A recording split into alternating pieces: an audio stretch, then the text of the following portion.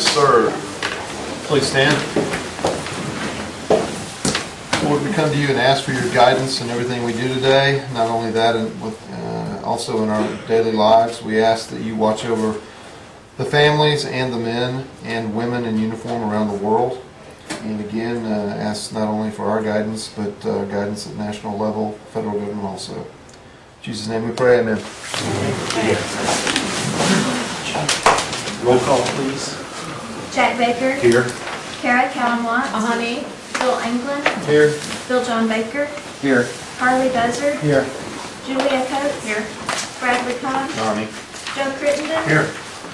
Jody Fishenhop. Here. Meredith Fraley. Janelle Fulbright. Here. Don Garvin.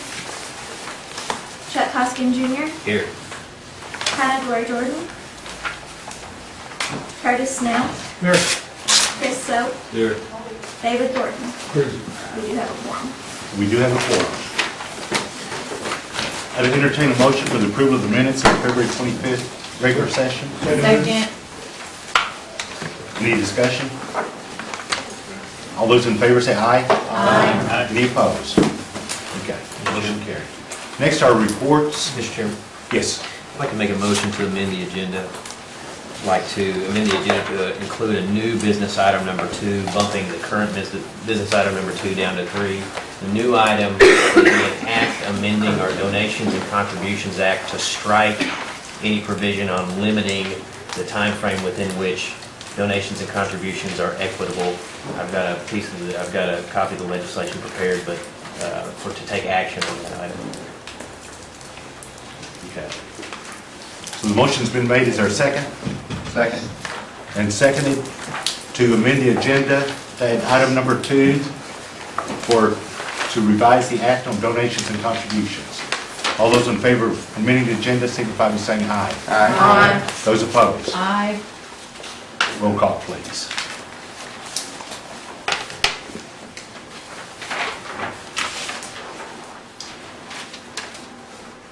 Janelle Fulbright.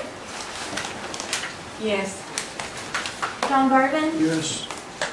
Chuck Hoskin Jr. Yes. Hannah Glory Jordan. Yes. Curtis Snell. Yes. Chris Soap. Yes. David Thornton. Yes. Kara Cowan-Watts. No. Bill England. Yes. Bill John Baker. Yes. Jack Baker. Yes. Harley Buzzard. Yes. Julia Coates. Yes. Bradley Cobb. Yes. Joe Crittenden. Yes. Jody Fishenhop. Yes. Meredith Fraley. We have 15 yes and 1 no. 15 yes and 1 no. So we will amend the agenda. Okay. Next we have the reports. The first is the financial report and treasurer's report. And in the absence of Ms. Ketcher, we're privileged to have Ms. Tansy Lane. Good afternoon. Good afternoon. You have our report. Kelly is out today on personal business, but if there are any questions with the financial report, I will be glad to answer them. Any questions for Tansy? And we're this close to having 09 done. So Okay. Thank Thanks you. very much. Next is Cherokee Nation Entertainment and the Cherokee Nation Businesses. Mr. Stewart. Okay, good afternoon. Good afternoon. Reporting for January at C&E. January, the good news is it was about 30% above December, but still significantly below budget at about $6.5 million in net income. We have the results for February, and February is about $11 million. So we saw a significant increase in February, and that's going to end up to be about the third best month that we've had in the history of the company. So it's good news. We're seeing a little bit of uptick in consumer spending, so we're hoping that trend will continue. And Salisaw exceeded prior year by almost 12% as a result of the Choctaws closing Blue Ribbon. So that has been good for us there.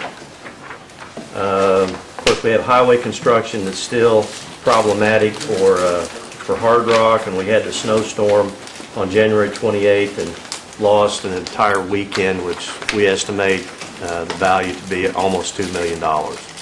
We were shut down for just about the entire 2 days on the weekend, so that's 25% of our highest revenue days. So we had another day in February, but it didn't hurt us as much because of the uptick. But so we'll just continue to work on that. We're favorable against budget on expenses, so we're spending a lot of time at the management level to try to cut costs. And we're starting to deploy some of our employees to Ramona to get that all, when we open, we'll be able to use our existing employees. And then the hotel, we're gearing up for that in June. So we've got some good things coming. On expansions in construction, the event center at Hard Rock is on schedule, and the hotel is on schedule. And I think Ramona is just within 3 or 4 days of on schedule, so that's good. Before today. Yeah, before today. The rains are probably provide some problems for us. But that's the report for C&E. I'd be glad to answer any questions. Any questions? Might have. Councilor Bates. You know, everybody around here is trained to go to the grocery store when there's a storm coming. And if you all had a little quick marketing deal that says, what better place to be snowed in? Yeah, You know? well, we could put a little produce section over it. Councilor Austin. Thank you, Mr. Chairman. I had a question about the, I can't recall the name of it, but the tax credits that we had access to. The new market tax credits. At one point, I think I had asked whether your representatives have been up in certain areas, and I wonder if I could just get sort of a list of when those happen. I just want to make sure that folks in my area actually, like the Chamber of Commerce, it was my understanding there'd be some outreach. Yeah, I think we invited all of the chambers and the mayors to a meeting in Catoosa. But I can confirm that. But I thought you didn't get any information on the schedules of that? I don't recall that. It's possible. Okay. It was my understanding that they were actually going to go to out into the field. Well, we did some of that. Okay. So I just have to confirm. And when you confirm whether that meeting in Catoosa took place, could you confirm whether there were any entities from Craig or Nowata counties that attended? Because if there weren't, then if there's still time, I'd like to try to get some additional outreach. Thank you. Thank you, Mr. Chairman. Sure. And that's on Cherokee Nation. Yeah, that's on Cherokee Nation businesses. Well, we appreciate the good information on the month of Yeah, February. February. So and March is not quite as good as February, but it's gonna, we think it's gonna be in the 8 to 9 million. So that's a good news. Thank you. Councilor Fisher. In reference to the construction, Dave, are we going to do anything to try to recover the money that when the for lack of a better word, where the individuals overstepped their legal authority? Now, what are you, Are we going to do anything to try to recover the money on which, within reference to the construction arm? at C&I? Yeah, well, before I say yeah, the position we're in right now is trying to get the certificate of occupancy, I think, and get it concluded. And we have to provide a bond for the job. It's a maintenance bond for any, I guess, it's like a warranty bond. So what we're going to do is put that bond up and get that settled, and then we're going to go back in and look at all of those different issues. So that's the next step. So yes, we will look at that. Okay, thank you. Are there any other questions on Cherokee Nation Entertainment? Because we've already moved forward into Cherokee Nation businesses. Okay. Cherokee Nation businesses. Okay. The legislation was passed to consolidate the board, so we're working on that. Jay Hanna is leading a task force to get that done, so we have board actions that are required, and I would say that by the end of April, we will have our first joint meeting of all of the boards. So we have charters that we're developing, finance charters, audit charters, and all those things, and those are being developed right now. So that's moving at a very fast pace. So I guess, as a council, we need to figure out who will represent you at those meetings. So I assume you got that one. That has been discussed earlier today. Okay.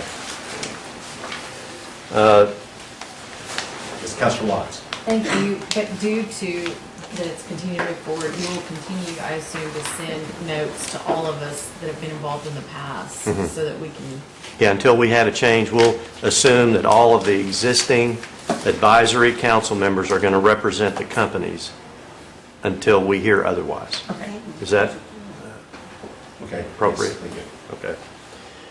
Okay. The credit line as of the end of February is at 44 million. The total line is at 120, and we're using another approximate 20 for bonding. So we have good capacity to use, so that's an update on our cash situation. Our cash flow is high. You know, I think our cash flow is about 12 million a month. So what we're putting is, you know, a lot of money back in the bank. We're not borrowing as much as we're using, so we should, you know, hopefully see that go down. But I'm pleased that it's only 44, and we have almost all of the construction finished, so that's good. Operating highlights for some of the subsidiaries. CSG has won 2 contracts totaling about $6.5 million, and the backlog for the IT company continues to grow. So that's good news. CCRC is handling the construction now at Dover Air Force Base, and that's about a $12 million contract over a 2-year period. So our backlogs are increasing in all the companies. We have some construction challenges with regard to weather for CCRC, so they're a little behind budget, but they're planning to catch it up. APSC, we're waiting on the decision from Boeing, and that hasn't happened yet, so that's a critical piece of information. Otherwise, the companies are doing well, and we've established our governance committee to look over those companies to make sure that we have processes in place. So I'm real pleased that the companies are doing well. And that would conclude C&B. Are there any questions? Councilor Buster. David, on some of these companies like CSG on the $6.5 million contract, what do we anticipate our margin of profit on something like that would be? The bid margin runs between 15 and 20. Okay. It depends on, you know, a lot of different, Sure. there are a lot of widespread, but that's about the average. So then we look at putting about 7 or 8, you know, of that on the bottom line, assuming we have enough volume. Okay. Well, that answers my question. Thank you. Any other questions for Mr. Stewart? Okay, thank you. Appreciate the good news. Next is Cherokee Nation Industries, Mr. DeVorstead. Good afternoon. Good afternoon. January results for C&I were good. Revenue total $8,637,000 versus a budget of $9.7 million. Our profit was $178,000 versus a budgeted loss of $166,000. Year-to-date through January, C&I profit totals $505,000 versus a budgeted loss of $1,202,000. January employment totals 506, of which Native American totals 424, or 84%. That's my report, and if you have any questions, we'd be happy to answer. Any questions? Thanks very much. Thank you. Good report. Career Services, Diane Kelly.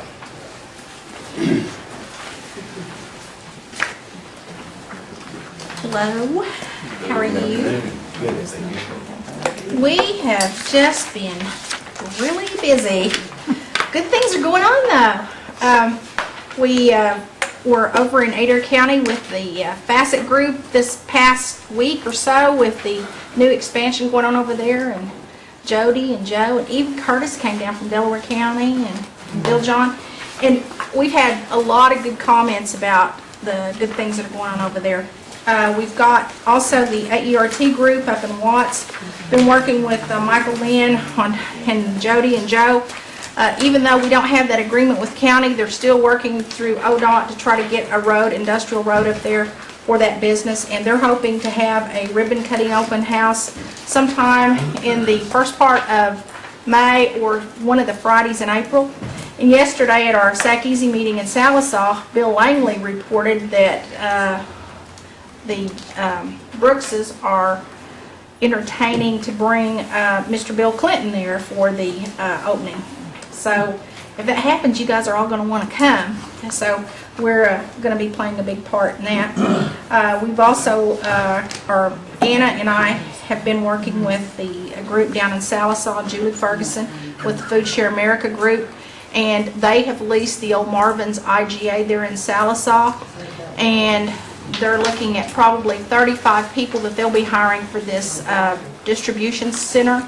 And then they're also going to be working on trying to get the food piece of it, which would employ about another 100 people.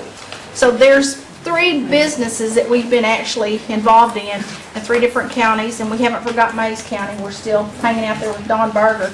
Melanie and them are going to be working with them on, some job fairs. We're doing a reverse job fair in about 4 different locations. I shared with some of y'all what that was, and that's bringing participants that have completed training or people that are coming through day work who have their degrees, and we're developing the resumes for them, and then we're inviting the businesses to come in and see who these people are. So those will start in May and go through the first part of July. And Anna and I are also going to have a bid fair similar to the one that we have in November at the Three Rivers Clinic, and it'll be either June or July. Excuse me, Councilor Thorne. Yes, Diana, are we trying to work with these people, these groups that's coming in and have the job openings? Are we trying to work with them and also work with our day work program for those people that's working day work that might be able to work for those people? Most definitely, most definitely. In fact, we hosted a meeting for the Food Share America group 2 weeks ago over at Job Corps. And we brought the Oklahoma Employment Security Commission, the Workforce Board, the VOTEC, the TIPS program. We had all the different entities there at the table with Food Share, and they were very inundated with what we could do here in Oklahoma. They're based out of Colorado Springs, Colorado, and they operate Food Share America in about 17 different states. And right now, Oklahoma is taking a lead along with the state of Georgia. They're in the top 4 in the nation that can offer more benefits for a business that's actually starting up. So they were very impressed. Has anybody talked to any of these industries about maybe putting something down there on the South Salt Creek Park on the river? I have not, no.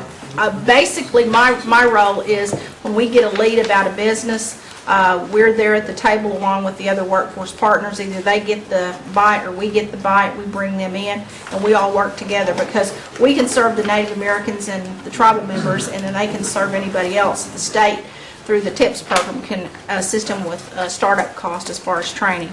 So we all work in a partnership to get new businesses in this area. I know that the transportation, as far as the river's concerned, is the cheapest transportation you can transport anything into.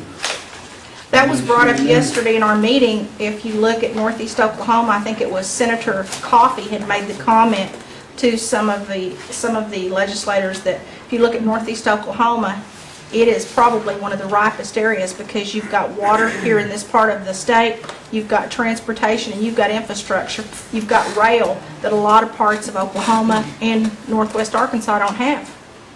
So this area right in here, in this corridor where these counties are that border up to Arkansas along this route and where the interstate is, there within the next 10 to 15 years, you're going to see a lot more industry in this area. Are there still some type of a deal for a tax break for companies that hire Native Americans? Yes. Right now, if you have a business, say the AERT group, because we're working with them, anybody who came through the Employment Service and filled out one of their forms through the State Employment Security Commission, and then we come in and take an application on them, that company can use that form at the end of the year and get a break on their taxes. Is there some type of a deal if they transport material in from like another country and bring it up the river and put it on that Cherokee land, that there's something about the taxes there that they don't have to pay until they... I'm not an expert in that area. Is there, who would, be willing, or anyone in the nation would be willing to put together a package for something like that to offer a business, or, you know? It would probably come through our Commerce Department. Anna Shock, you can direct that to her when she gets up here. Now, I can tell you that there is provisions right now for any business that hires somebody who's gone on layoff status from another business. They can get a tax credit for hiring somebody who's been laid off. One of the things that we started with the Excuse me, new... Counselor, so Sorry, I didn't... Yeah, Mr. Chair, I was just going to ask about that, and that there are some really nice tax rebate incentives right now for hiring individuals that are just really attractive, so I just was going to ask about that. We covered it, so thank you. continue. Okay, on the Taro side, with the new executive order, Anna and I have started meetings with the purchasing entities at C&E, C&B, C&I, also Home Health and PACE. We've visited with them. They're in the process of developing their policies. We've been looking at their draft policies, and we got some clarification this past week on how that was going to tie in with the moves that Dave's making with his boards. So we're moving forward to start training for the government side April 12th through the 16th, and then April 19th through the 23rd for the business side. And then Tuesday, April 27th, C&I will have their own training session. And then the month of May, we're going out to 5 different locations: Three Rivers Clinic, the Complex, West Salem Springs, Catoosa, and up to Afton. And we're going to be doing training from the government side, the business side, and Taro, along with the Bid Center. And we will have PowerPoint presentations in place, and we'll also have a CD that we can give everybody that comes in for the training, or they can have a hard copy, whichever they choose to obtain when they come in for the training. And then after we complete this series of training on the executive order and how it's going to apply for locally owned businesses to Cherokee businesses, then the Bid Center will be responsible for doing any training thereafter for any businesses that are certified. We will have the training sessions in the early afternoon and late afternoon. So we'll break for dinner and then have them in the evening for those businesses that can't make it there during the late afternoon. We've got specific deadlines in place for each of the entities. The work groups have been very easy to work with. We're all trying to streamline as much as we possibly can, so that if John Watson and them are doing something, Becky's got something on a debarment list, well, they're looking at that, as well as the Cherokee Nation Industries, so that our debarment can kind of go across the board as much as possible, so that you don't have 3 or 4 different things going on out there. So the meetings went real well. I believe it was Councilman Baker, you asked for a list of the people that are on the certification committee for Taro, and when they meet, you also asked for about the major businesses. I have that here, and I will hand that out. We have 2 certification groups that we're working with right now. One is the Taro group. There's 5 people on that, and we also have alternates. They're from different entities, from housing to Cherokee Nation Enterprises to risk management, and then we've got people from housing, roads, and community services on the major businesses. And you can see the person's background, years of experience in their field. And we've had an orientation session, and we recognized the people who had been working on the certification committee, and they received plaques. That was Dave Roberts with the facilities, Larry Ketcher, Veronica Hicks in the Bid Center, and Taylor Alzenay. And they have established certain days of the month, and they will be posting their agenda so that you know what they're going to be taking up. If there's a business that they're asking them to come in to meet with the group, it will be listed on there so that you'll have an idea. And these will be posted at the Career Services office and also up at Southgate. Larry Ketcher has just hired Dennis Carter, who was over at Job Corps. He was the materials handling instructor. He will be working with Larry Ketcher on the certification processes for those major Cherokee businesses. Christy Gardner will be working with them up there at Southgate. That's where they're located. All of the business for Taro, major Cherokee business, is going on up at the Southgate building. Give you a little report on day work. We've had an overwhelming amount of tribal members take part in the day work training program. We're downsizing it. In fact, today is the last day that we'll be paying out probably around 360 to 80 something participants on the program. Next week, we're going to be using those people that are on specific projects, like we've got 5 guys that are working with those chainsaws out clearing down at the park. Those specific projects will continue. We'll be shutting down for about 2 to 3 weeks. We have a work group that's in place that's going to help us to come up with some ideas, suggestions on how we can recoup some of the monies so that we can maintain up through the end of the fiscal year. We have 2 people that will be going to Albuquerque this Sunday through the Department of Interior. Lynn Forsha with our Department of Labor program in the Bureau. They have a case management program that they put together for all of our people that work out in the field. And it's a 4-week training program, and they're certified as certified case managers. And we're sending 2 of them down there, and it was with the understanding that Lynn was going to work with us to try to get some pilot project money. And we're going to be writing up what we did with the day work program, and hopefully we'll be able to get some monies there in the future for that. Summer youth, we will not be accepting any applications for over income. All the summer youth slots will be federal program dollars. What little money that we had in the budget for tribal works, we asked that it go back in there to help us with the day work program because we're running out of money. And we felt like that there was not enough money there to help as many people as we needed to. And rather than having over income, we just chose to go with the not having any of the over income and going with the federal programs for summer youth. We're doing a reverse job fair that will start in May over at Job Corps, and it's going to move around to the 14 county area. And we're also going to be looking at some of these students that are coming out of high school that are not going back out into the work world if they've got various types of skills training that want to go through that reverse job fair. Any questions? Nice. Do you have a poster for the summer youth program or a flyer or anything like that? Yes, we do. Could We you do. forward And that? I'll make sure you guys get some. I apologize that we don't have any over here. I know that I've got Stephanie and Deborah and some of them that are watching this, so hopefully they'll see it and they'll get them over here to you before the day's end. All right, thank you. One more thing, and Anna will follow up. Northeastern State University and the Cherokee Nation partnered, and some of you all participated. I know Speaker Fraley did. Back in the fall, we had an economic summit at Northeastern, and we'll be having another one again at the end of October.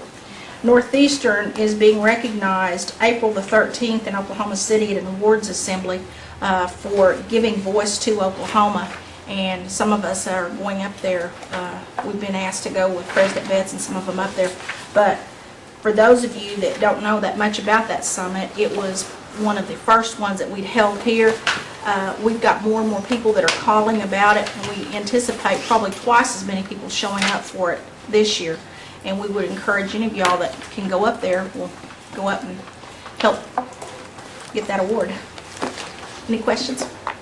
Any questions for Doug?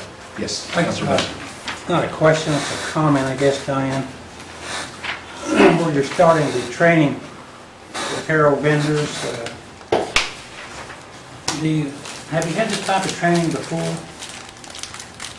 I see training, policies for fall, April the 10th. Training for apparel vendors is scheduled in the latter part of April and will be offered in 3 locations, southern, central, and northern areas. Councilman Buzzard, that's as a result of the executive order, because there's like 3 tiers in there now with the Cherokee preference, Indian preference, and Major Cherokee. Well, I was going to suggest, and I know we're trying to get all the apparel contractors and vendors that we can to bid on jobs, but is there any way that you could put, when you select a apparel vendor or one bids on a job, that they get points for attending these meetings? We're asking that they attend, we're going to give them a list of where these 6 meetings are going to be, and ask that they'll sign in and attend. And if they don't attend, then we will have a list of the ones who haven't attended, and then they will be requested to attend one of the Bid Center quarterly meetings. But we are trying to make it mandatory. When they come back in to be recertified, we'll know who didn't attend. But what I'm saying is when they bid on that contract, if they've attended one of these training sessions, they get a preference of maybe a 3-point or 5-point or something because it's an incentive for them to go and get the training. Well, no, we don't have that in place. They're not gonna go. But They the won't go. purchasing areas are putting their point systems in place right now for those Well, bids. that would be a good place to put it into. So if we could work something out like that, I just think an incentive for one of those Terrell vendors to go. Because the more they know about how to do business with the nation and how to go about bidding, the better off we're gonna be. So the word gets out that they can get some preference points by attending those, you know. It would benefit everybody, not only us, but benefit the vendors themselves. Okay, I don't know, it's just a suggestion. okay, we'll Thank take that under advisement, Councilman Buzzard. Any other questions for Ms. Kelly? Thank you. Thanks, Diane. Next is Commerce and Anaya. Good afternoon. I do just want to hand out, this is a brochure from the summit, and last year it was, it focused on trying to get regional collaboration and identify specific issues within northeastern Oklahoma. And so in the brochure, it lists the findings. This year I'll be presenting a regional plan, so other than that, you have a copy of my report, and I'll be happy to try to answer any questions. Are there any questions for Ms. Knight? Yes, Councilor Buzzard. And I see you do the entrepreneurial workshops. And most of them, well, all of them are in Tahlequah or Claremore. Is there any way that you could get one centrally, like the last program Diane talked about, and maybe set some of this up at the Kansas Boat Tech? Because I get complaints, or I get people saying, well, I can't travel to Tahlequah, I can't travel to Claremore. So I don't know if there's some way you could work with the Tech there in Kansas, where you get it more centrally located. Well, if not, you'd have to participate in it. I don't know. Right, and we can certainly try. We have in the past, Yeah. and we've had very low attendance in the outlying areas, but people seem to want to drive to Tahlequah or Catoosa. Oh, is that right? But we will. We can certainly try again. We'd love to be able to hold them out in the communities and have Yeah, well, I a was good just thinking, attendance. we're kind of centrally located, and anyway, if you could work something out with OTEC there, I think it would be appreciated from the people that would attend to it. Okay. Thank you. Any other questions for Ms. Knight? Thank you, Emma. Next item are consent items. And first is our tarot certifications, and those are on page 48. And I would entertain a motion for their approval. For approval as recommended and for approval and disapproval. Is there a second? I'll second, but I have questions about one. Okay, so you're seconding? Okay. Councilor Watts. Thank you. There was, and I guess Ms. Kelly will have to answer this, because you're talking about all our consent items, right, is the motion? Yes. So this is on taro, and the bonjour flowers in Claremore. I've got a call, there is a tribal citizen involved, but I wasn't clear. And so if we pass this without tabling that, do they not have any more recourse? Okay, I'm sorry, I didn't catch what you were talking about. The bonjour flowers in Claremore, there's a tribal citizen involved, and I got a phone call on it. But is there no recourse if we act today on that and don't exclude that and just table that one? Sure call. That's what, but maybe, do you have any more information on why we should go ahead and act on it today, or where it's at? I don't know, I didn't get the certification list. I don't know why they denied. Yes. Unless they did meet. Or Councilman Bill John Baker, who made the motion. Would you entertain a friendly amendment to table that one for 1 Okay. month? The bonjour flowers that's been denied? On page 51. 51. Yeah, I would entertain, I mean, I would accept a table. Okay. And you a second? Yes, and I second it, so I accept it. Thank you. Okay. Any other discussion? All those in favor? Mr. Chairman. Oh, excuse me, Councilor Austin.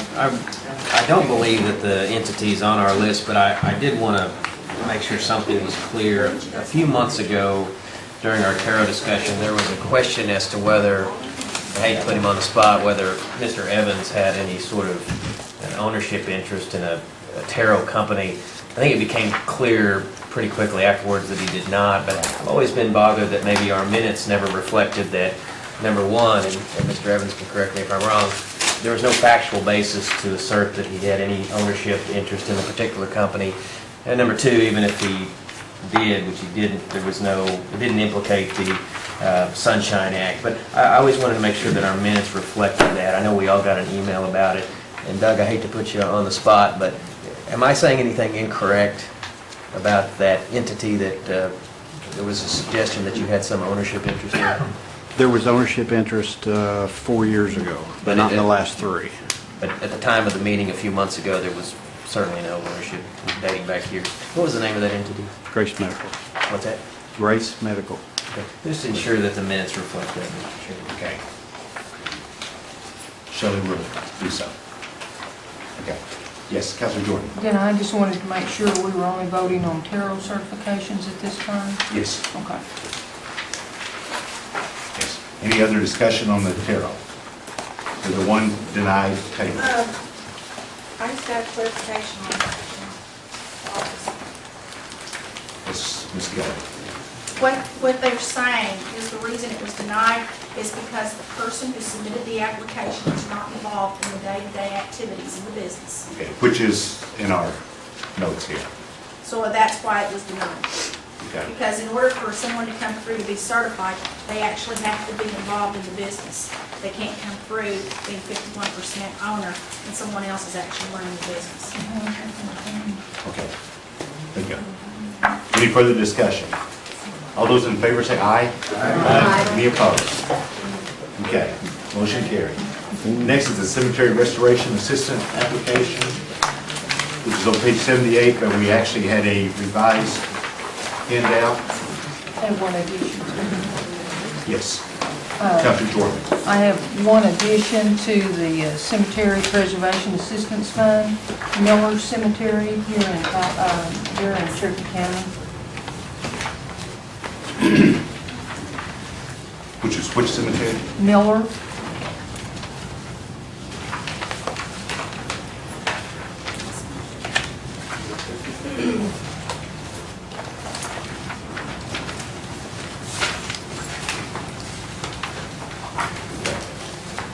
You do all have the updated list, correct? That has the Yes. 5 new cemeteries? Yes, we did. It was passed out earlier. It's actually passed out during the rules. I would entertain a motion for their approval. Second. Okay, motion made and seconded. Is there any discussion? That's with the addition of the Miller Cemetery in Cherokee County. All those in favor say aye. Aye. Any opposed? Okay, motion carried. Next are the law enforcement requests. The original was on page 79, but we also got a revised handout. Councilor Jordan. In addition to that, Mr. Bill John Baker and myself would like to take our funds and distribute it as follows. Calico Police Department, $5,500. Culvert Police Department, $3,509.18. Cherokee County Sheriff's Office, $23,500, and that should deplete our accounts. That is correct. You've done good. Do I hear a motion for the approval Make a with motion to the, approve. including those? Okay, motion's been made and seconded. Any discussion? All those in favor say aye. Aye. Any opposed? Okay, motion carried. Next are the roads. It was on page 66, but there also was an amended handout. Mr. Chairman, that amended handout, I want to make a few comments on there. That road, Fairbarn Road that came in yesterday has been gone through the roads department. We got word from Michael Lynn on it. Also, District 1 councilors, out of the motor fuel allocation balance, those projects will deplete your balance as well as Mr. Buzzard. And Mr. Buzzard, the special bridge funding will be depleted with this request as well.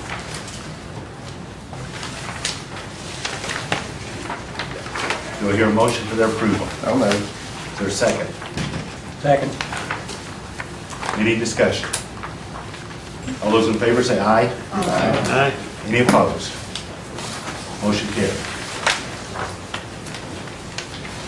In old business, there's none pending. Under new business, item 1 is a discussion of the status of the fiscal year 2010 council initiatives. Councilor Hoskins. Thank you, Mr. Chairman. Mr. Chairman, during budget hearings last September, the council added to the final budget package a series of initiatives. I don't know if I have all of them here. I think that I do. And I just want to first identify them. First, we had a backpack nutrition program in the amount of $35,000.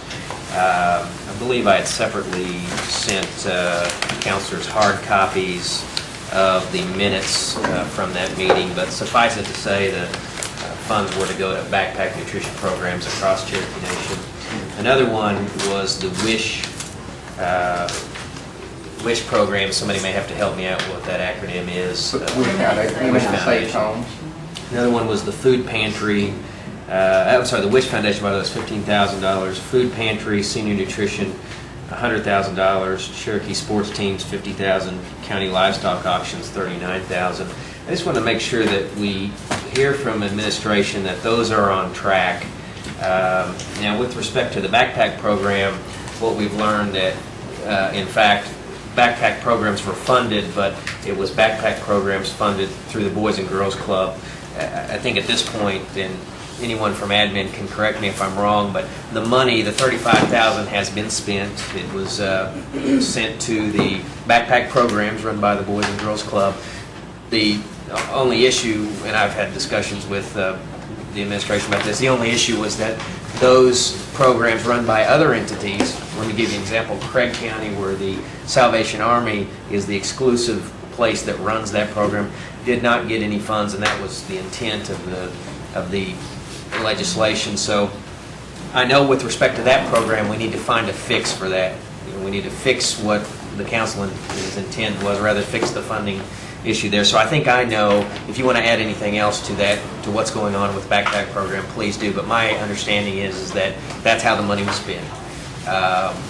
With respect to the WISH Foundation, food pantries, Cherokee sports team, and livestock auction, I guess I would defer to other councilors to ask questions about that. Mainly, I just want to make sure that the administration's on track spending these funds. So I guess if Ms. Ragsdale has a question. Thank you, Mr. Hodgson. Councilor Mayor. She wants to Okay, go follow ahead. up, and I'll yield. The only thing I had to add was on the backpack that I was aware that it had been expended, and I didn't look any further into that.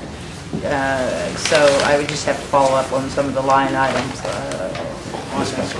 on these items. And specifically with respect to the backpack program, the money was spent, and so what I guess I would look to the administration to do is to identify where we could find funds to make sure that entities like the Salvation Army that provides a backpack program in Craig County gets some funding. Now, that may need to come from donations and contributions from the chief. And I think because the intent was clear, I think the chief would surely embrace that. But I'd like to identify some funds somewhere to make sure we make good on essentially our promise in the Budget Act to make that happen. And because the school year will be coming to an end, and because I'm already getting calls from the Salvation Army asking what's going on with this initiative, I'd like to see if we could, within maybe the next month, figure out where the money's going to come from for the backpack programs. Will do. And then with respect to the others, I don't know if any of the other councilors have questions about the particular status, but I defer to them. Councilor Baker. And the application that they have for the sports teams is a little problematic. Pine and I and several others have been given to sports teams, which, a lot of them are Little League, softball, baseball, those kinds of things. And your application now says that it can only be used for uniforms, and if you use it for uniforms, you've got to put the Cherokee seal on the shoulders, which is an extra $150 for a ball team to do that. Travel and equipment. Well, a lot of these little little teams, they don't buy their own equipment. They pay league fees, and the league furnishes the equipment. So if we could expand that use of the funds to league fees and tournament fees, then the rest of it would all work. But it's really freaking out, some of these teams, because their big deal is pay the $500 to join the league, and then the league will furnish the uniforms and the catcher's equipment and that kind of stuff. Okay. And I think it was the intent of this body that they be used, like they always have, and because, some leagues make them buy their own deal, others furnish it, but they have to pay a fee to help buy that equipment. And, if it needs a motion, I'll make it right now that we expand that to league fees and tournament fees. Okay? Second. Yeah, I'll defer to Tanya. We actually pulled the paperwork on that request back when we were talking about it at the budget hearings, the minutes. And all the minutes reflect is that the only requirement on the ball team money was that the team be at least 50% Cherokee. That was the only requirement. There was no cash matching. There was no requirement of anything to be on the uniform. There was no requirement of how exactly the money could be used. And our understanding when we talked about it was just as Mr. Baker said, the $500 for a lot of those teams was just going to the league. So that once they joined the league then gave them the uniform, baseball bats, and the little things to guard for the little backstop and that sort of stuff. That's why we only put that one requirement on it, and I believe Jody asked Doug to pull those minutes this previous week. So my hope would be is that we can probably cut through a lot of that red tape that's on that application, because if they have to do the uniforms with the emblems, there goes your $500. And above that, right now, we're requiring them to have a cash match, which most of them do not have. I mean, they're barely getting by. So I don't think it takes a motion. I think all we need to do is the minutes just need to be adhered to, Mr. Chairman. what we've already Councilor approved. Yield for a question. I have Councilor Watts waiting, but I just had a question for Councilor if she'd yield. you yield. Yes. These minutes are the minutes of the September 9th, 2009 budget hearing, of which a copy has been presented to all councilors today, and it says, per Councilor Hoskin, agenda item number 1, just so everyone can see what we're talking about. And I just agree that if there's just adherence to the directive in these minutes, then we'll be in good shape. Thank you, Mr. Chairman. I yield back to Ms. Gloria Jordan. And I yield back to Mr. Baker. And I guess I'm going to yield to Ms. Ragsdale. Is that something you think, I think it can be fixed, Mr. Baker. timely fashion? Timely fashion. I'm done. You made a motion. Well, no, I said I would make a motion if that's what it took, and then I yielded. And if she could fix it, Because there was a second to your motion, but okay. Oh, well, I withdraw my motion then. Okay. Councilor Watts. He shouldn't withdraw his motion, and the reason why is not that I'm adverse, because I of course seconded the motion, but I believe that we then went on and approved the forms they presented to us during a meeting, or we concurred. So I'm not at all adverse. I mean, I think this is a great point. We need to address it. But I think it would be most appropriate and make sure, ensure time that things keep moving in a timely manner. We take an action of this body, but because I believe we actually approved those forms at one point when they presented them to us. That's what I remember.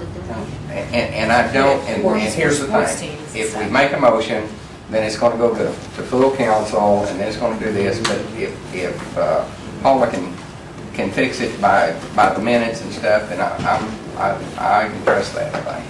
Or I'm going to. That's fine. Okay. I don't know about this. Councilor Jordan. And then Paula, when you should get those revised forms, I have about a half a dozen teams that are waiting for them. If you could pass them along to us. Okay. And I don't believe we ever approved any forms, we just now are starting to see some forms that you all have prepared. Okay, and so those did not come before this body No. to be approved. So my reflection will be, and the forms will be drafted per your minutes that you just referenced that were September 29th, 2009, correct? We can provide you with that. September 9th. Okay. And If then, not, I'll have to research. then moving on to the Wish Foundation, Paula, I was hoping that you could maybe look into that and see what you found out about when we would give them the rest of their construction money. I did inquire about the WISH program. It has not been processed, but the money is there for process. I mean, it just had not been processed. We actually told them that they would probably get their money the end of December. Because that was. Last December, that or the was one when- coming up? I No, was like, I'm no, early. No, last December, I Darn. actually asked admin, towards the end of Okay. December, they said it was gonna be processed. And this was for, I actually think the acronym fell through the cracks, and it was understood that someone thought it was something else, and so. but you're gonna take care of that. Yes, I have visited with Callie and some others, Secretary of State, and so we'll be moving that along. And then I think in those same minutes, and I don't have copies of them, so correct me if I misspeak, but I believe we were going to provide each food pantry or senior nutrition site, and I thought it was also a community organization, $2,000 out of the $100,000, is that correct? And I don't think we've ever got that off the ground yet. So I think we need to probably do some checking into that. Because we have food pantries asking for the money, Right. and we keep putting them off, thinking that this initiative was going to get off the ground. I'm aware that a list of the pantries throughout the 14 counties has been compiled. And I think it was trying to narrow it down to those that are serving Cherokee communities, because what we did was pull them all. So I think some folks are trying to narrow that down for the Cherokee communities. And that's all the knowledge I have on that, but I understood that there is some funds set aside for the pantries throughout 14 counties.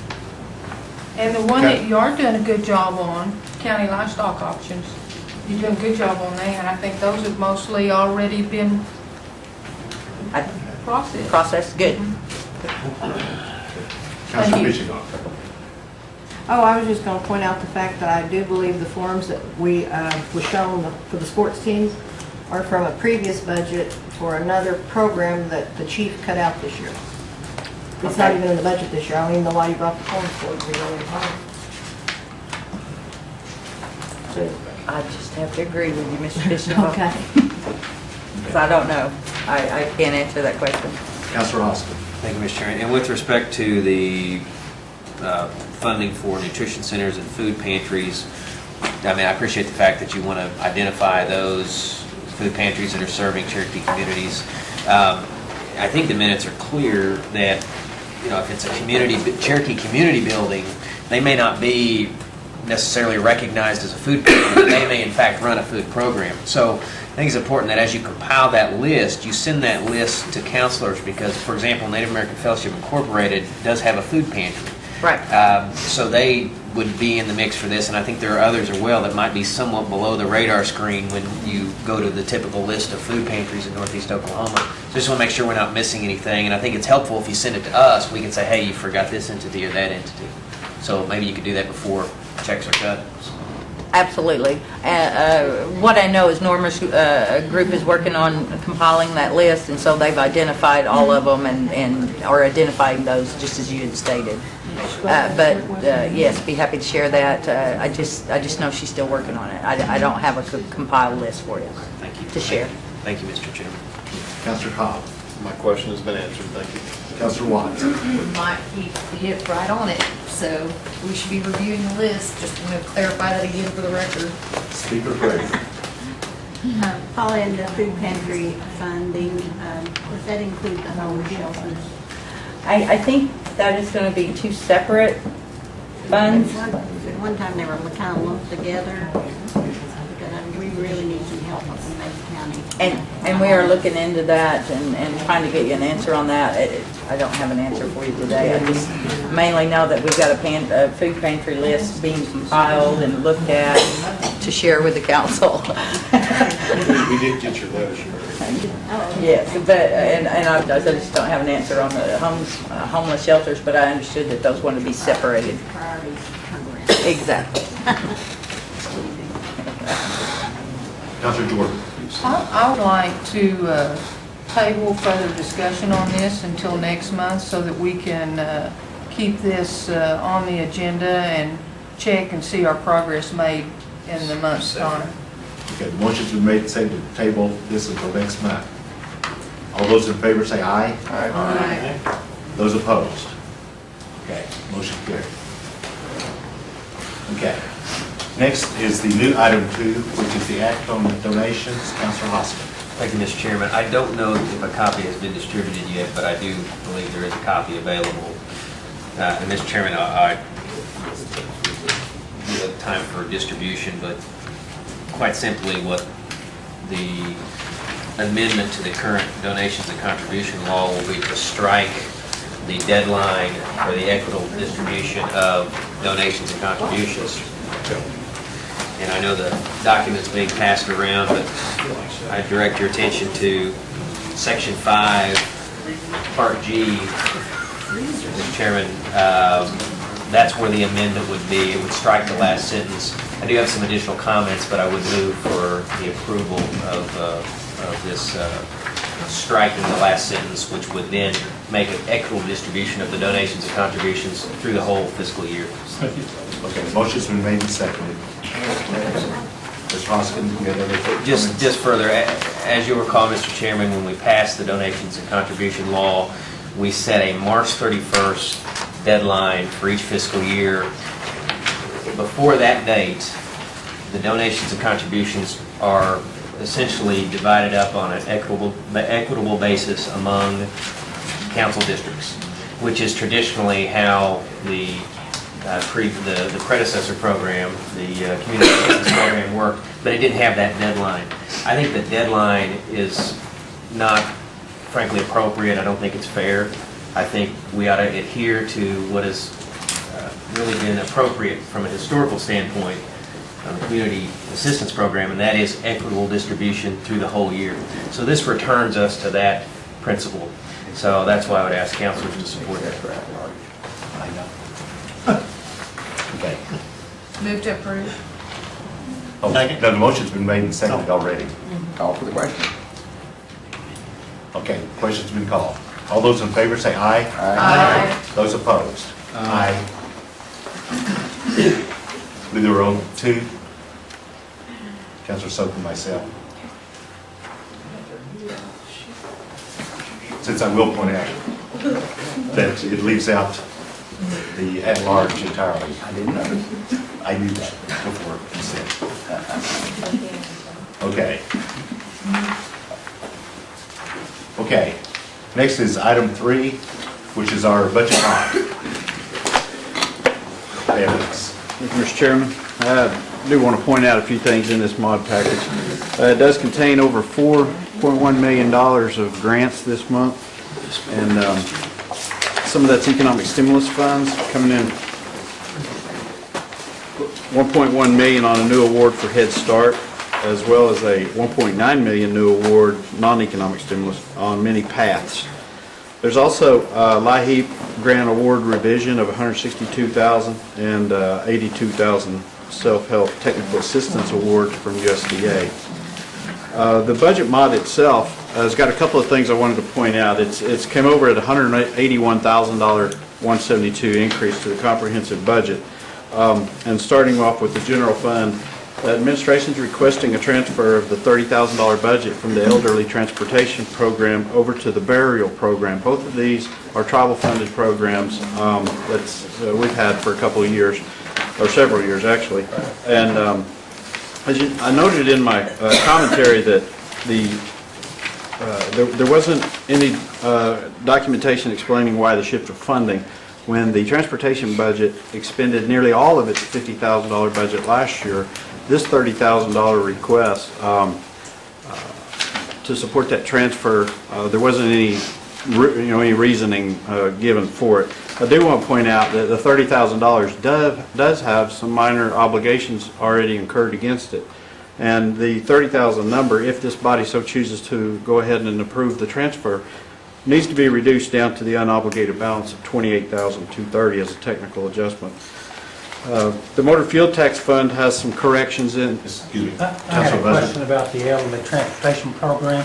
What all did that entail, Doug? I'm not sure that I'm familiar with that program, but I'd like to know what it was used for.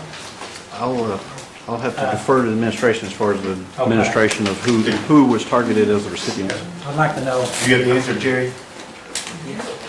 I'll recognize, come forward, please, Jerry Smith.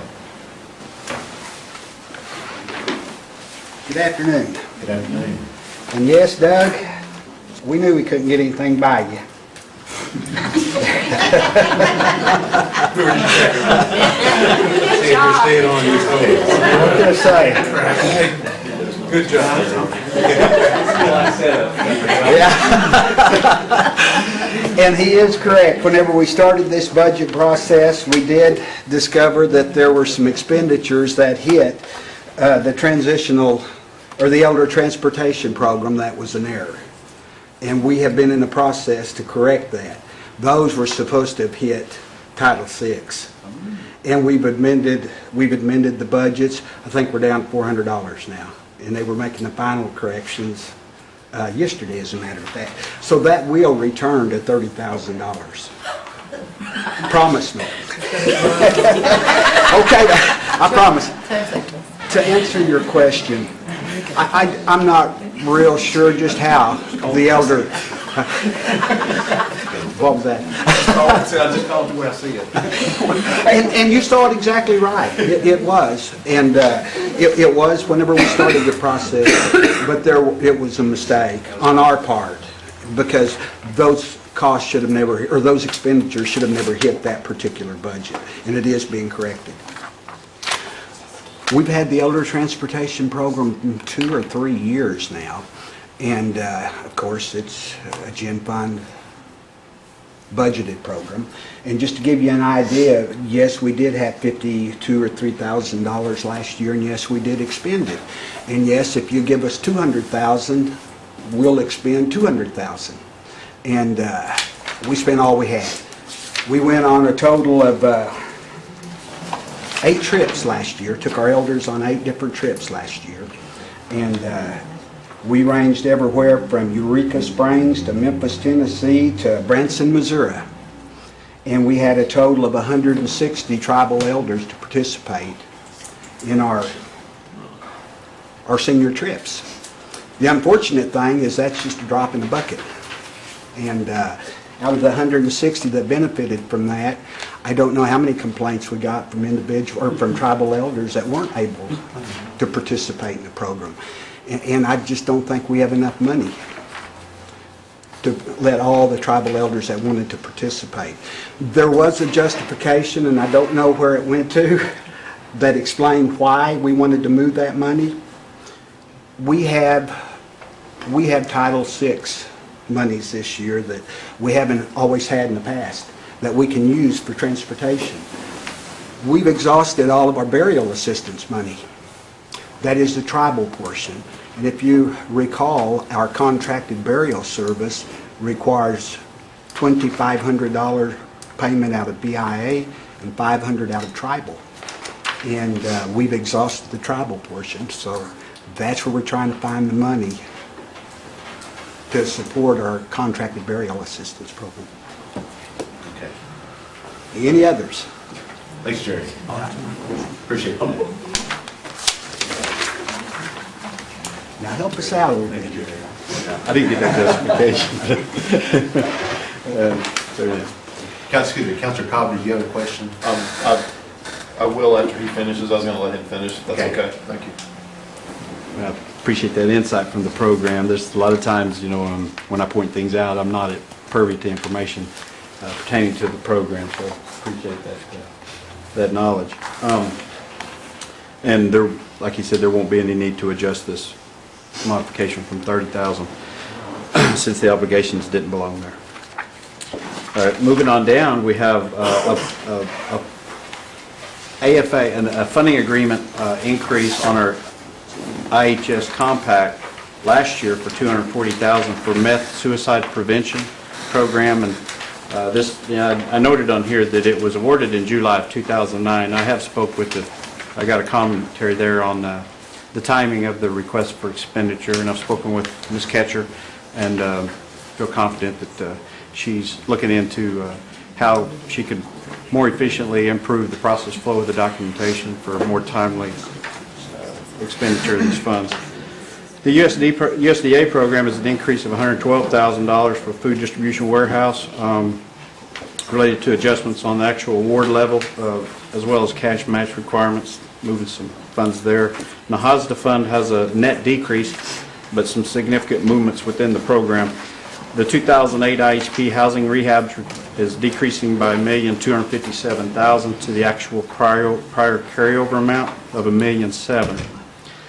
The 08 IHP resident services administered through career services is requesting $486,000 of current year spending authority on 08 IHP to provide residents with employment services through the Tribal Day Work Program. And I would just caution this type of, we just want to make sure that when we move funds for the Tribal Day Work Program and expend them out of the Indian Housing Plan, that we have adequate processes in place to ensure these are actual residents that are taking or working on the housing locations. Councilor Cobb, one question first. Go ahead. I mean, as long, just put me in the queue. I'm just going to let him finish. I want to hear the rest of yours. My question on that one, where we're taking money out of the 08 housing plans for replenishing of the day work program, those are HUD funds, federal funds, and my understanding is those can only be used for our residents that are in our housing or for work that's done on our housing. So is that assurance going to be given that that'll be done so that we won't have a problem later where there's a payback requirement if we get an audit exception? Has anyone checked to see whether that criteria is going to be taken care of and whether that we're going to have backup for the future when that is looked at as an audit review? Let the resident expert answer that. Yeah, if Marvin will give us the assurance, I'm fine with it. I just want to make sure somebody on streaming video says this is okay for us to do this. Good afternoon. I invited the people from each one of these three, housing, career services, and human services. Apparently two of them declined my invitation to appear. So Diane there, this is her. But we talked extensively with career services. Included in the budget is some oversight administration money so that they make sure that they are residents, that they check for eligibility as far as income and those other things. They know very well that the people that would potentially be assisted through here, it's a different process than the tribal funded day work program. So Marvin, am I to understand that this money would be kept separate from other day work funds? Exactly, completely. And it will only be utilized for those approved housing activities, which would include, and correct me if I'm wrong, if they live in our housing, that's one criteria that they could meet in order for this money to be utilized to assist them in a job opportunity. That's exactly correct. Or two, if we actually do work, if we pay someone through the day work program that does improvement work to our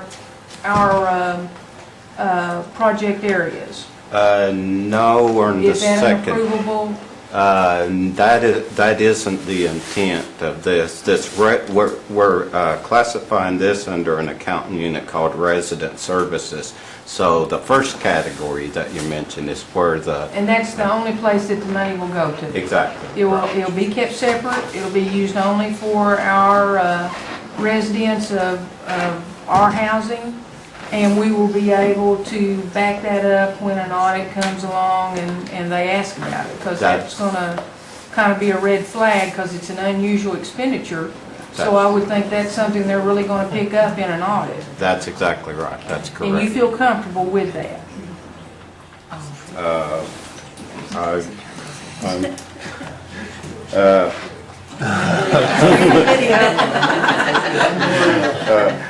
Because I'm going to rely on your expertise in my vote, that you're saying this is okay. The group leaders, if the chief has confidence in his group leaders, then I have confidence in the group leaders, I guess. Do you have confidence that what we're doing is in compliance with federal regulations? If it goes according to the way that it's supposed to, it would be. Creating job opportunities is an eligible resident services activity. If we check everybody to make sure that they are in fact NAHOSTA assisted housing residents, then it's an eligible activity. And who will be in charge of this, Diane Kelly? Diane Kelly. Well, I have confidence in you and Diane Kelly that you all have studied this and will do the right thing, because we've already got one audit exception. We don't want another one that we end up paying millions of dollars back in gen fund monies.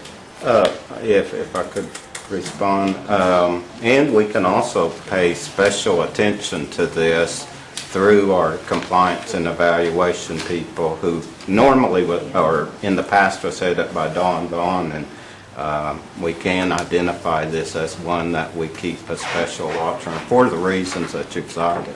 Okay, thank you. Okay. Councilor Baker.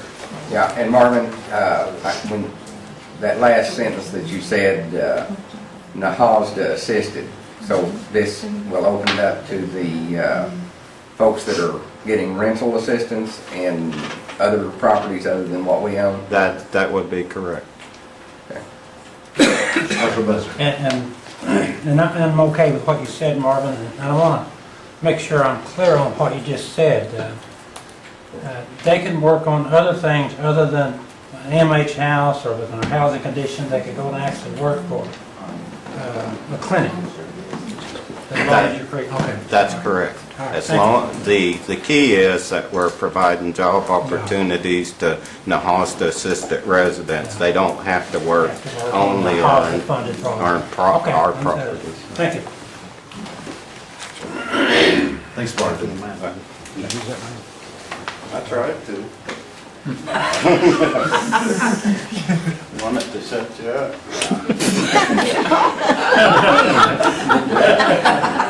Man, that's harsh. Pretty cold. Oh, he's my friend, I don't know. Continue, Zach. He's a Facebook friend too, I don't do that. Okay, moving right along, there was one other one, the rental assistance for the IHP was requesting $600,000 up to $1.6 million from remaining 08 funds. There is something I want to request the council consider. I sent it out under a separate memo, and it's pertaining to the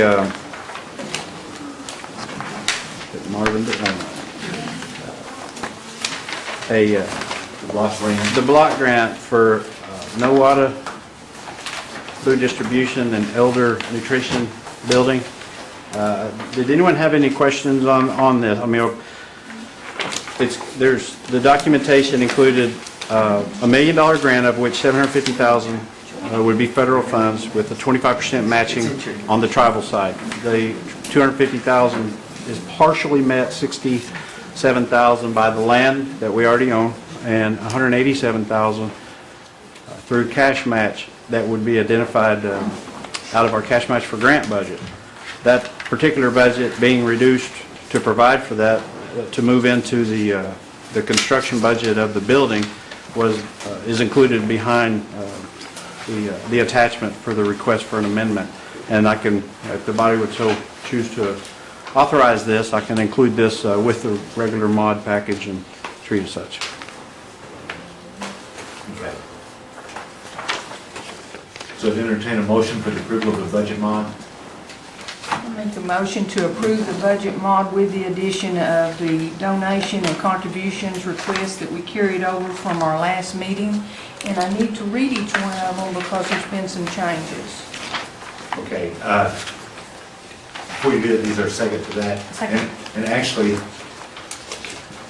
Councilor Cobb had been waiting and yielding all along until Doug finished.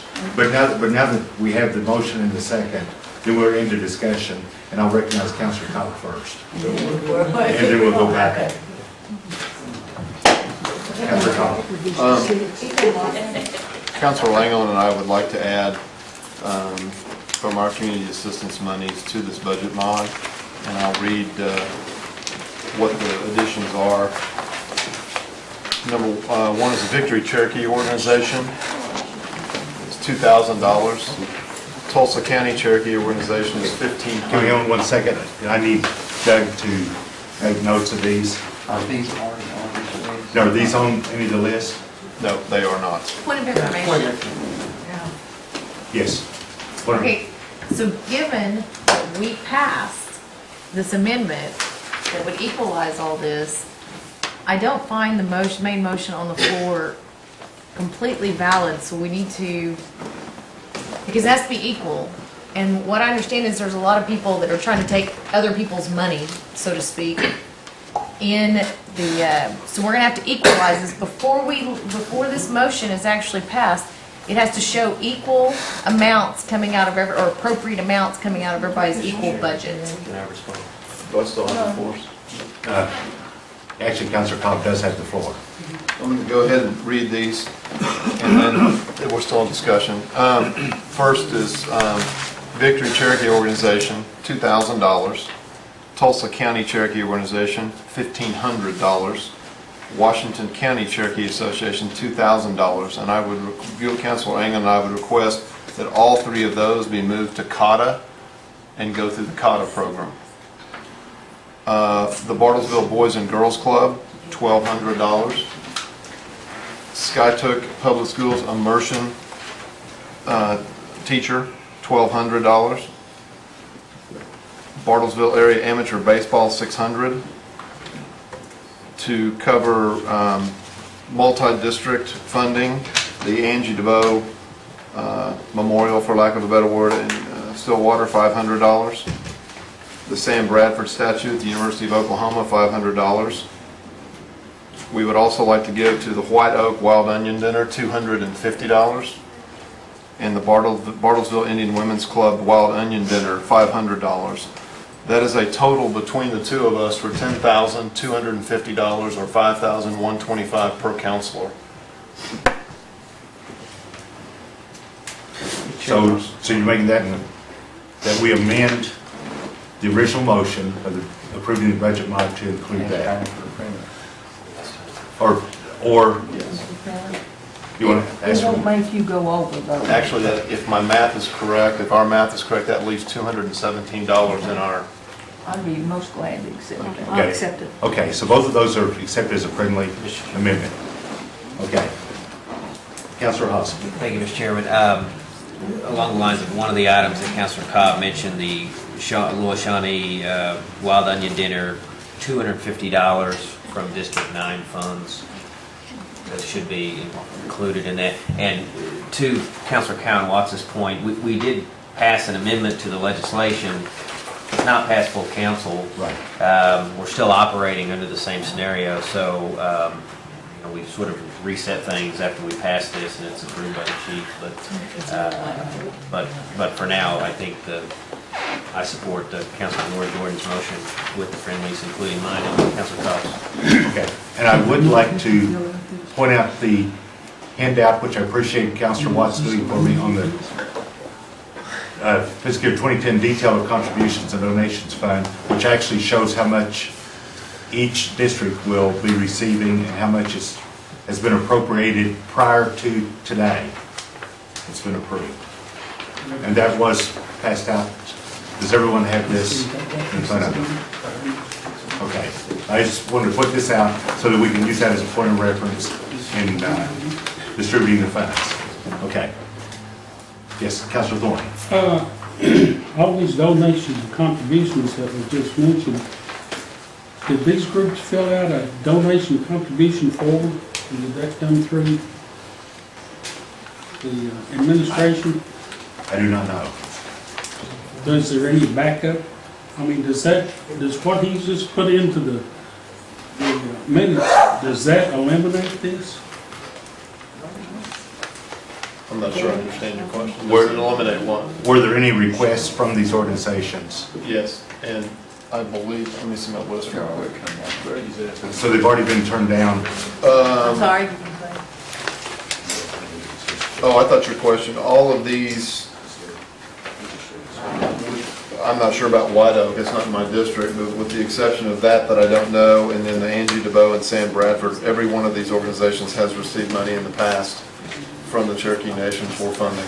Yeah, but have they filled out this donation contributions with their backup, with their assistance provided? Every one of them, Buell can answer the Skytook immersion. I would imagine Skytook has filled something out. I believe There's, the Skytook put out, the That was a Skytook has request. been on hold for quite a while, waiting on the education department. They've never moved on it. School's about out. Yeah, but are all those on My this understanding form? is- And if we don't fund it now, school's gonna start again next year. the only one that I know has not filled one out, and I can get that done, is Bartlesville Area Amateur Baseball. Well, I'm not suggesting we fill one out. I'm Okay. suggesting we eliminate the damn thing. So if this will set a precedent, if we pass this, that it will eliminate those. Okay. Thank you. Now, you want me to read them now? Actually, Councilor Jordan had the floor initially to read the items. And then I'll recognize Councilor Fraley and Councilor Coates after. But I. Mr. Chair, I'd like don't to forget me, fin- please. Okay, and what? I'd like to go ahead and finish my statement. Ms. Paula Ragsdale? Yes, sir. I just want to tell you that I knew you could do it. We didn't have to set aside. Okay, and I really appreciate you. You done Thank a you. good Does job. that mean I get a big woohoo? Woo-hoo for me. Okay, Councilor Jordan. Okay, there's 17 of them originally in our motion with the addition of Councilman Cobb's and Anglin's request and Chuck's. Starting at the top of the list, Cedar Springs Baptist Church would receive 500. And everyone should have a copy. Yes, but a lot of these numbers now have been changed with the approval of the sponsors. Rocky Ford Community Church, 500. Mount Zion will be reduced to 500. Warner Public Schools will be reduced to 12,967. Grove High School Senior Gifted and Talented, 500. Leach School, 3,000. Marble City Community Pantry, 1,865. New Life Worship Center, 1,000. Town of Kansas will be reduced to 6,000. Native American. Excuse me, I'm sorry. Town of Kansas is. Town of Kansas will be reduced to 6,000. No, the two before that were the same. Yes. Okay, excuse me. Native American Fellowship Incorporated would be reduced to 5,500. Special Olympics, Bill John, needs to be reduced to 1,000 to make it work. Is that gonna- Okay. Okay. Special Olympics would be reduced to 1,000. Town of South Coffeyville would be reduced to 3,000. Cherokee Elementary PTO would be 2,000. Camp Gray Squirrel, we didn't have a figure in there, but it should have been 500. Opportunity House of Tahlequah 500 to make our figures work. 500. We're tabling the Care Food Pantry on the next page in hopes that Paula will get those out. Oak Grove Baptist Church is still 1,500, is that right? That's correct. Okay. And Craig County OSU Extension 900. And then from District 1, we want to add our supply closets to 12 schools at 400 each, which will total 4,800. That would be Shady Grove, Halbert, Norwood, Peggs, Grandview, Lowry, Woodall, Briggs, Tahlequah Cherokee Elementary, Tahlequah Sequoia Elementary, Keys, and Chinchilla. Did I get all of them? That sound right? Greenwood on there then. And would ask that all of those be added into the budget mod. Do you have a total? Total amount? Yes. No, sir, I don't. I'm going to just get this far. Okay, so you're adding that, Yes. you're accepting that as part of your motion as a friendly amendment? Yes. And you're seconding. Okay, and I have several people. Point of information. Go ahead. So whose money is that out of? I mean, what are those details on that and everything? It's out of the same places that it was out of, with the exception of the very end, which I said was District 1, when we added the school pantries. And each individual counselor that I have talked to has checked their amounts to make sure that they were under the amount that was provided on this form here. And I have no monies to give to any of those projects. Those, I don't know that any of those were... Just to clarify, because... I think those were all individual counselors. Okay.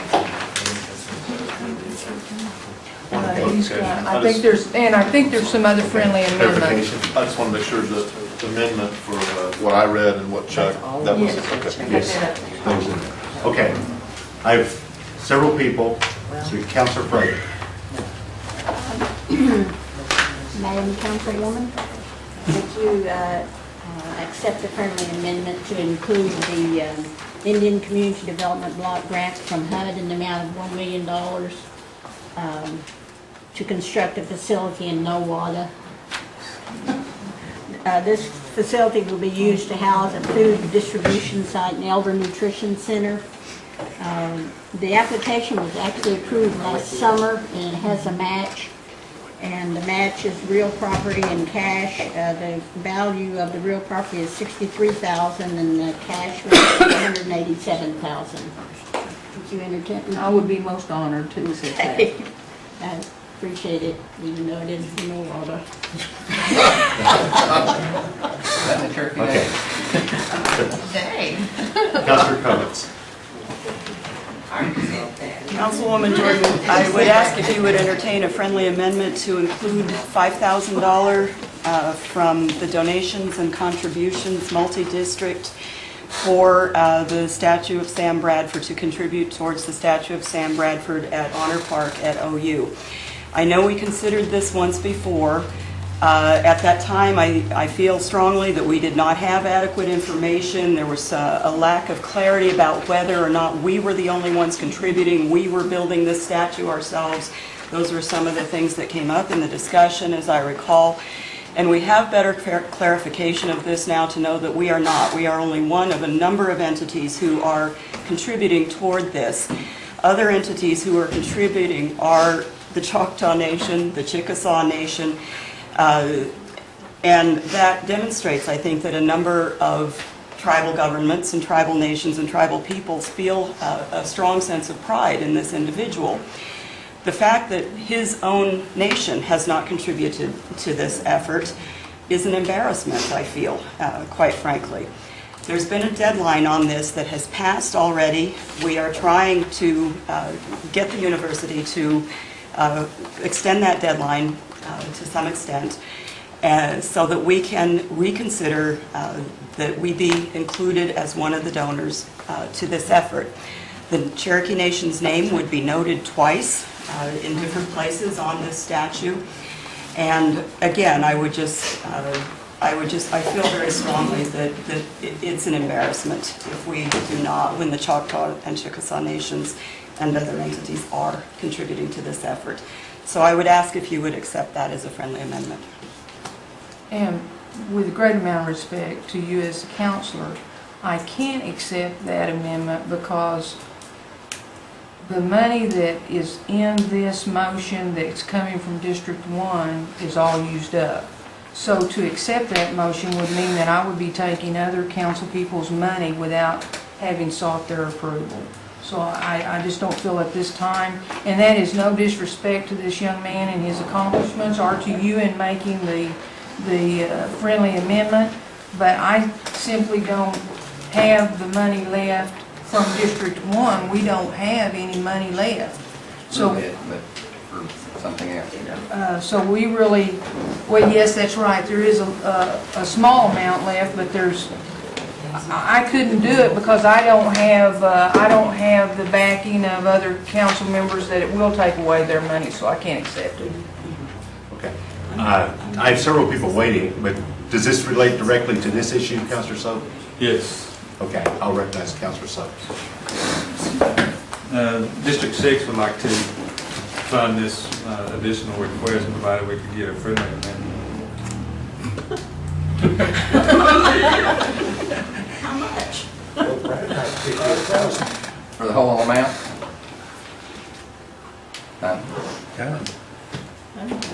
You want to do the whole amount? The whole amount, we'll fund it. Do you want to ask your co-party over there if she wants to do that too? Point of clarification. Do you want, Councilor District 8, we did give 500, so just so that you know that's included in there. That was from each of you, right? Or for There's only total? one pot. There's only one pot. Okay. I just wanted you to know, whatever your total amount you're looking at, there is 500 for that in that amendment. What's the whole amount? Would be 4,500 from your district. 45? Point of information, I'm going to contribute because the check is not going to cut to Will Rogers Memorial, so I was also going to throw in 500, so it'd be 4,000. Okay, Yes, Mr. let's write these down. Mr. Henry, I'll recognize you. Try to navigate, I think what would be most appropriate at this time is not necessarily asking for a friendly amendment, is to make it a separate amendment after you've taken your vote, and there could and you could ask for individual contribution per district, or the amendment could be 4,500 multi-district. But some of the districts already used up all their money. Well- Some may not want. Actually, if he has asked for a friendly amendment, and if he's willing to do it, then we'll, if she's willing to accept it. It is. It is shop, that's all right. Do you want to do it as a separate amendment, or a It's up to separate you, motion? Counselor Lori Gordon. I've asked a friendly, we've got a lot of fans there in Mays County that are really supportive of this young Cherokee. We would just really be tickled to death if it comes down to whether or not this decision is made. I think I have the support of a lot of Mays County residents that would appreciate the impact that he's made and the contribution that he's brought back to Indian country. I'm not going to accept it, so we can do it as a separate motion, and then we'll know exactly whose pot of money each amount's coming from, if that would be all right. And certainly not a reflection on either one of you all. Okay, so she has refused to accept it. Do you want to make a motion that it be included as part of Yes, I would like to make a formal motion. Second. So the motion was made and seconded. Any discussion on it? Do we want to know where it's going to come from? He's already said it's from his district. Oh, okay. So all those in favor say aye. Aye. Any opposed? What about my friendly amendment? You saved yourself some money. I'm fine. So, well, now then you can, Maybe other districts that would. I'll just wait. I'm going to do it all at once, so. okay. Okay, I have several people, once again, Councilor Watts, Are you ready? I'm ready. Okay. I would like to amend the amounts for the Will Rogers Memorial check has not been cut. And after reviewing the Angie DeBoe proposal, And the Sam statue, that proposal, I would like to take 500 from the amount that I'd already designated for Roy Rogers Memorial, and I will raise that in another way locally. But we should contribute as a Cherokee Nation to both those projects, 500 out of that amount I've given the memorial and designate it over to those two projects each. 500 each. Yeah, so that would decrease the Will Rogers Memorial amount by 1,000 and give 500 to the Angie DeBow statue and the Sam Bradford statue each. And then that would make the Mays County contribution the $4,000. But I would like to clarify the Angie DeBow memorial and the statue. Ms. Ragsdale. Yes, sir. It's my understanding that the Angie DeBow memorial is for, the 5,000 is for a bronze seal of the Cherokee Nation. Yes. Is that correct? And that the other 38 tribes or 37 tribes in Oklahoma Right, are doing, are being asked for the same contribution and for a bronze seal representing that tribe. So all 39 tribes in the state of Oklahoma will be represented alongside the memorial. They've already thrown in 500, so we're at 1,000 now. Okay.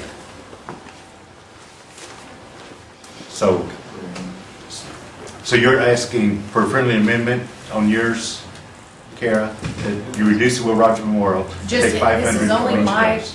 the District 7 account, so, So Yes. y'all will accept that? yay, thank you. Okay. Next I have Councilor Thornton. No, Councilor I Baker. appreciate that.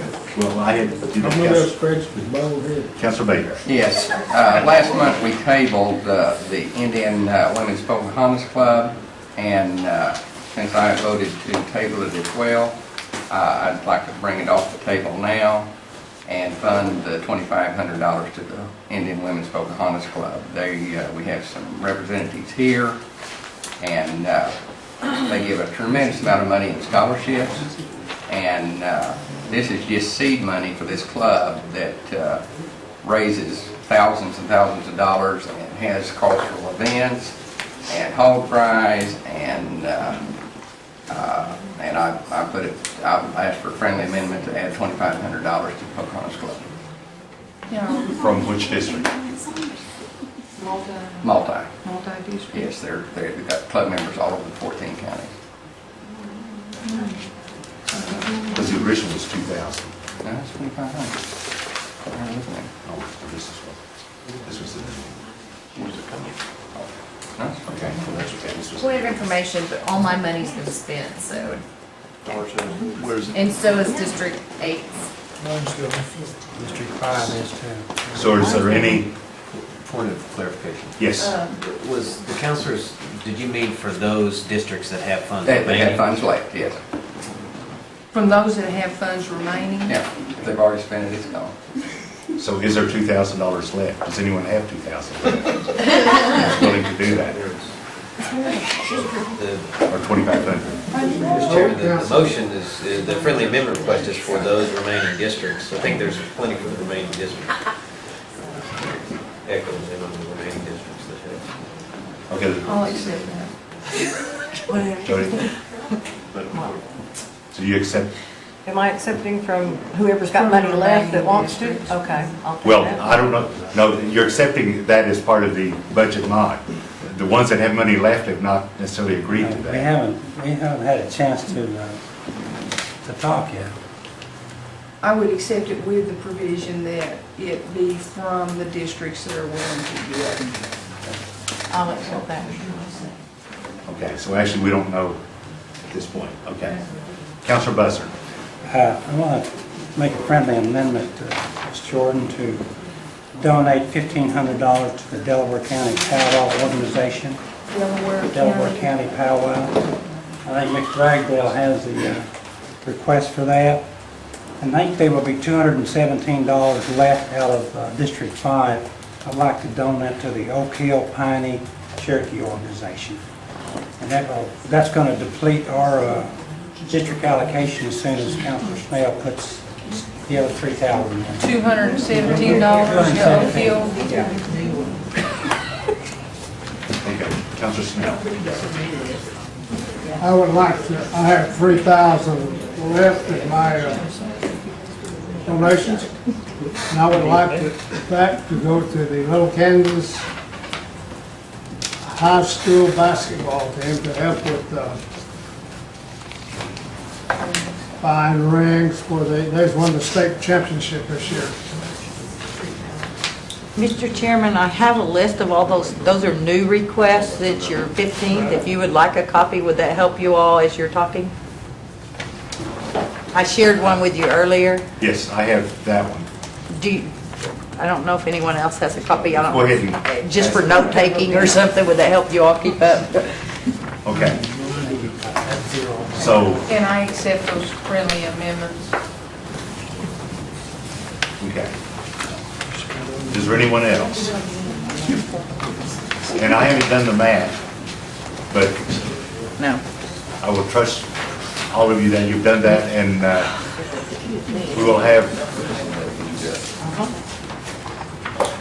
Doug to work this up and send out to all of us. We're going to merge our spreadsheets. Yeah. Okay. Is there anything further? Is there anything further on this? If not, all those in favor signify by saying aye. Aye. Any opposed? Actually, aye. Yes. Chairman Baker, on that one, that friendly amendment I accepted on Mr. Baker's part, each council person will need to let Shelley know the amount that they're willing to put in on that one, because it was left open. If any. Okay.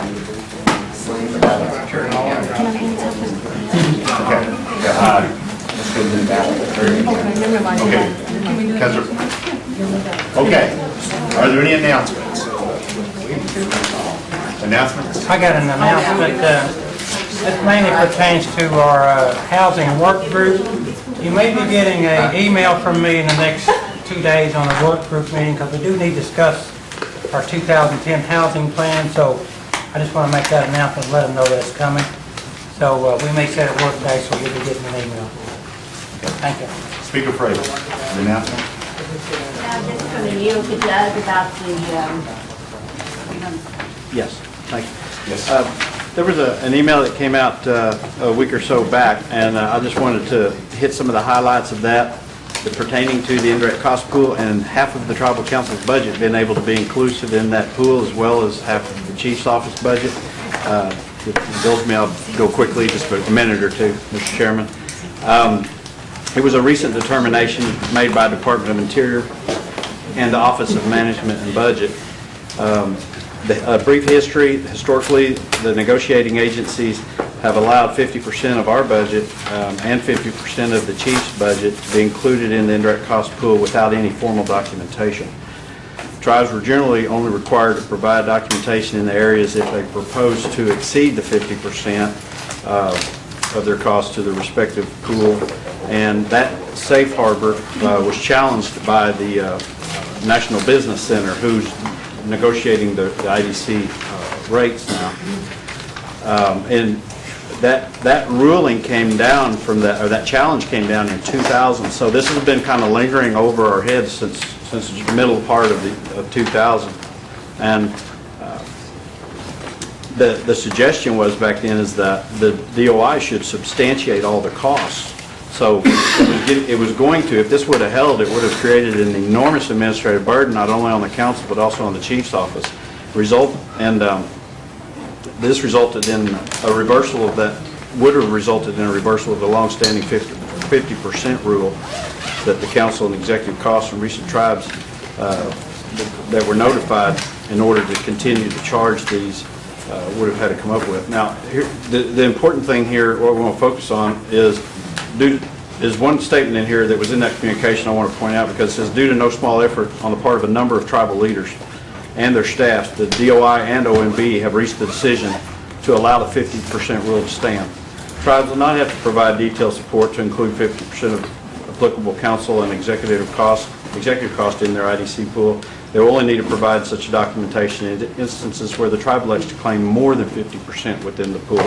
And when it says no small effort by a lot of tribal leaders, I do want to give some kudos to Callie and her staff because they were involved in a lot of responses, and they were gracious enough to give me a lot of input back over the years in sending into Washington on that too. This is good news. Been waiting on this for a long time because I sure didn't want half our budget going over to gen fund. But there's a brief for you, and thank you. Are there any other announcements? Yes. We have a political donations subcommittee meeting immediately following this, so please don't leave. Yes. Okay. Any others? Entertain a motion for adjournment. So moved. All those in favor say aye. Aye. Okay. As a PAC committee, we'll meet immediately. Roll, buddy.